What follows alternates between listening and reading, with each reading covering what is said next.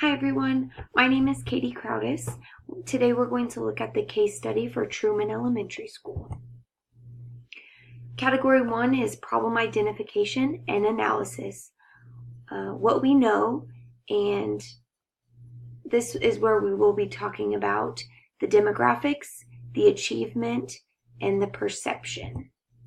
So Truman Elementary's demographics, we're going to first look at the district.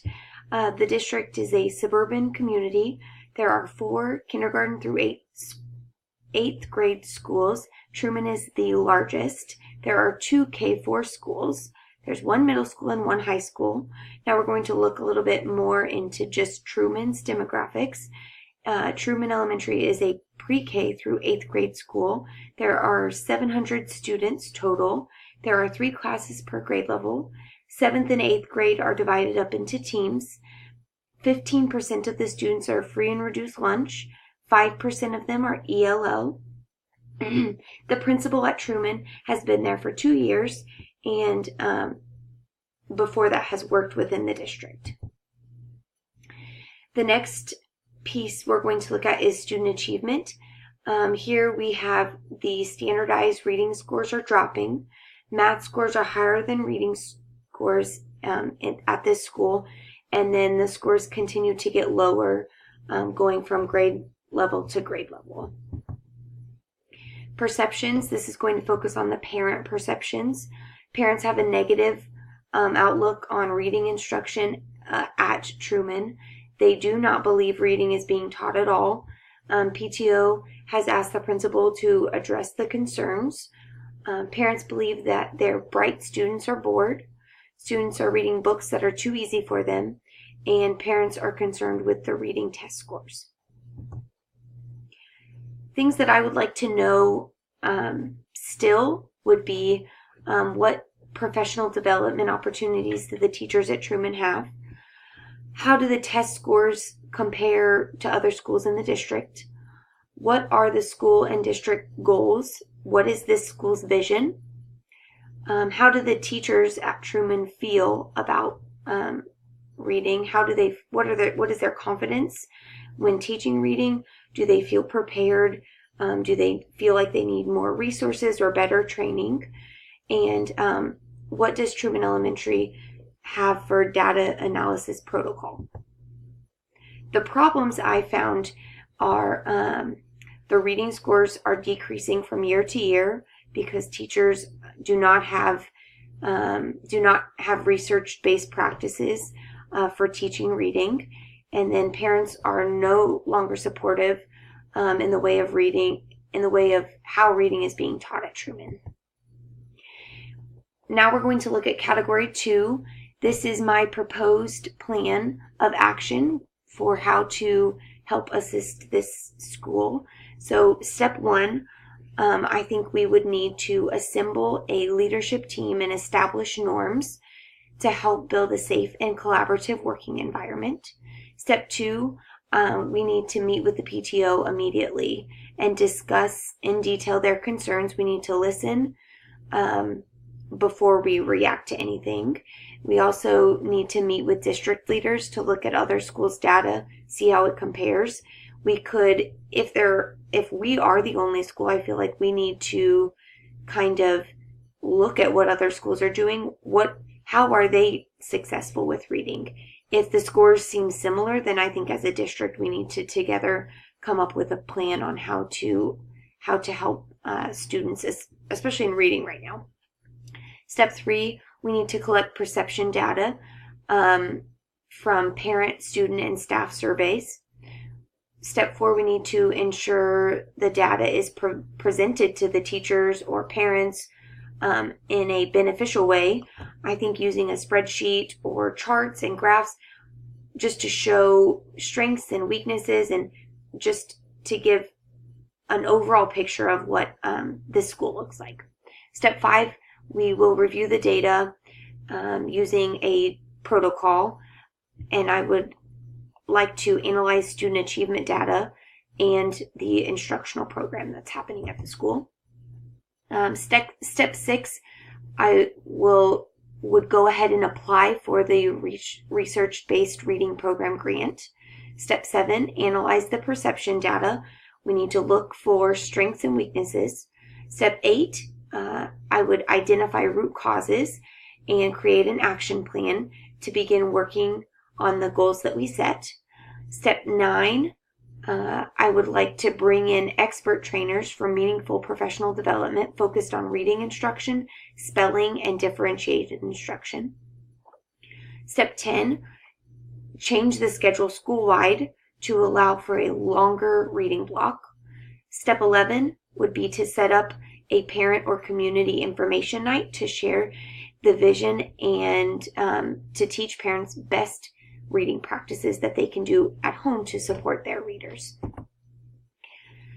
Strategies that I use during my action plan would be providing professional development for all teachers, creating a safe environment to discuss data by creating the norms, and just really creating an environment that's positive, and it is a place where teachers want to talk about data and want to talk about maybe things that aren't necessarily happy things. Like this, Truman needs to make some improvements, and we're going to have to look at some tough data.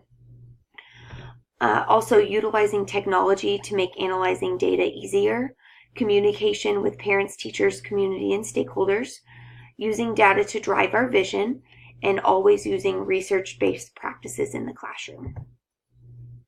Category 3 is resolve the issue based on promoting the success for all students.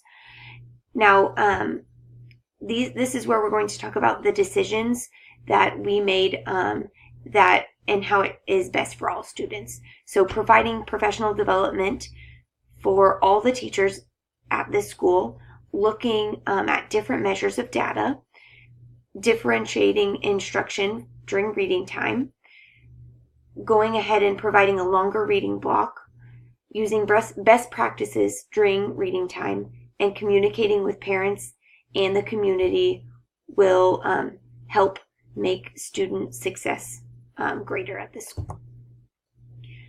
Some facts from the case that support my decisions. First, the reading supervisor found that teachers were not using research-based methods for teaching reading. Providing professional development can help teachers learn the importance of teaching phonics, spelling, and also the importance of small group differentiated instruction. That's especially in those younger grades where it is so important that they are getting small group instruction to really zone in on the skills that they need.